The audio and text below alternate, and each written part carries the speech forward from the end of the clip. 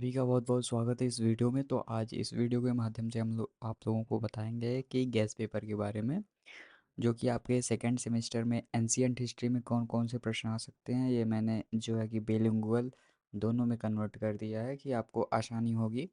अगर आप इंग्लिश में पेपर देना चाहते हो तो इंग्लिश में दे सकते हो, अगर आप हिंदी में देना चाहते हो हिंदी माध्यम में दे सकते हो। तो चलिए वीडियो को शुरू करते हैं। सबसे पहले हम लोग बात करेंगे कि इसके बारे में कौन कौन से प्रश्न आएंगे। ये चीज़ें जो आपको टेलीग्राम पे मिल जाएगी, लेकिन कौन कौन से ज़्यादा इंपॉर्टेंट प्रश्न है वो मैं आपको बता देता हूँ। ठीक है।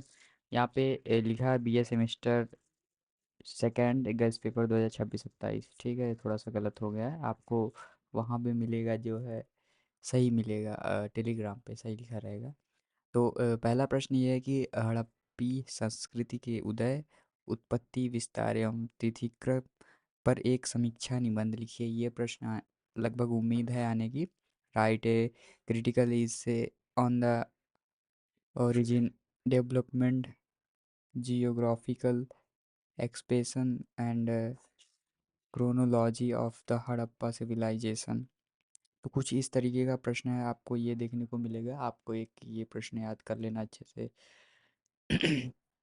बाकी हड़प्पा सभ्यता के जितने भी प्रश्न हैं आपको थोड़ा बहुत याद कर लेना। जैसे ये पहला प्रश्न जो है ज़्यादा इम्पोर्टेंट है आपके लिए। और ये जो दो आपका ये क्या नाम है, हड़प्पा सभ्यता में नगर नियोजन की मूल विशेषताएं वर्णन कीजिए, नगरीय सभ्यता का क्षेत्र कीजिए, ये भी आपके लिए इम्पोर्टेंट ही है। और नीचे आते हैं, हड़प्पा सभ्यता में पतन विघटन कारणों का विवेचना कीजिए। ये भी प्रश्न बहुत ही ज़्यादा महत्वपूर्ण है। Analysis the cases responsible for the decline of the Harappa civilization. और आपका है मालवा संस्कृत का उदय, मतलब इसका उदय कब हुआ था, विकास, इसके प्रमुख विशिष्ट तत्वों का वर्णन कीजिए। ये हो गया आपका।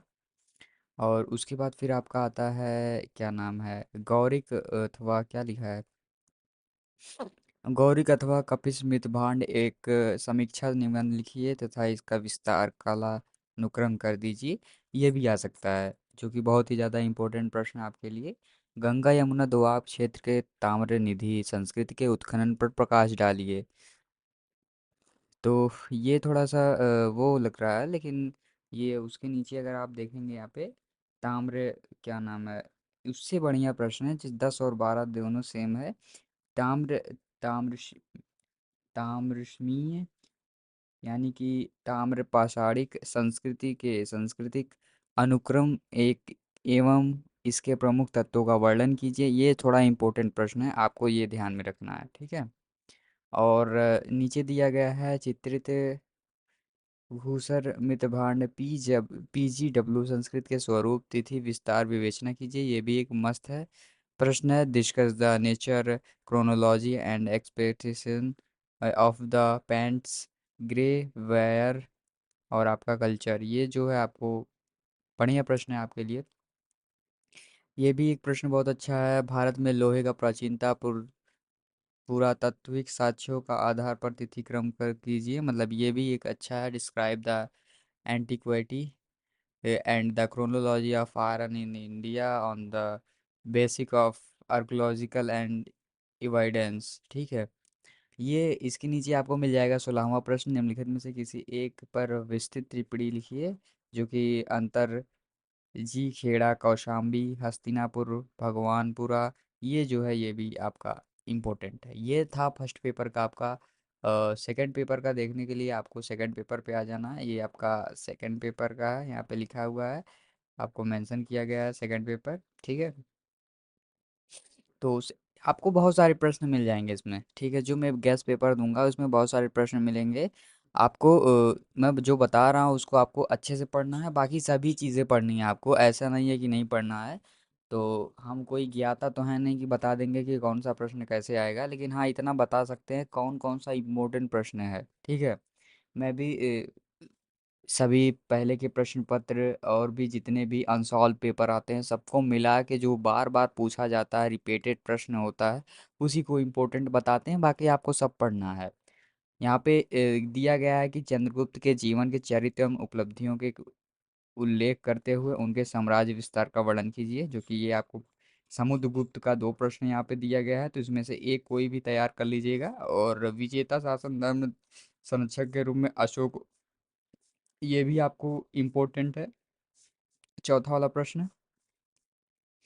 बाकी यहाँ पे आपको पढ़ना ही है, शक एवं सातवाहक वंश और शुंग वंश पढ़ना है, और चोल चेर पांडव भी होगा यहाँ पे।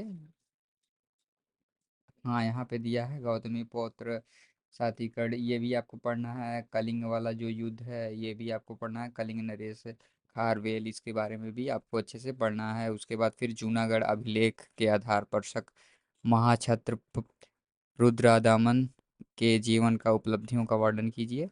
और यहाँ पे भी दिया गया है कुषाणों एवं संस्कृत को उपलब्धियों का वर्णन कीजिए, तथा कला साहित्य एवं स्थापत्य के क्षेत्र में योगदान मूल्यांकन कीजिए।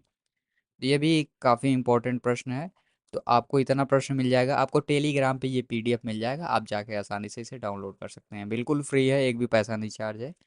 तो आपको जाना है टेलीग्राम पे, इसको डाउनलोड कर लेना है। जो इंपॉर्टेंट प्रश्न मैं आप लोगों को बता दिया, तो ठीक है। आपको कौन सा है आपका क्या नाम, कौन सा सब्जेक्ट है, आप हमें कमेंट कर सकते हैं, बाकी उसके लिए भी हम गेस्ट पेपर तैयार कर देंगे। Thank you. वीडियो में बने रहने के लिए बहुत बहुत धन्यवाद। आप भाई तक चैनल पे नए हो तो भाई सब्सक्राइब कर लो, क्योंकि आपको हर एक सब्जेक्ट का गेस्ट पेपर मिल जाएगा, बाकी हर एक इन्फॉर्मेशन इस चैनल पे मिल जाएगा। Thank you.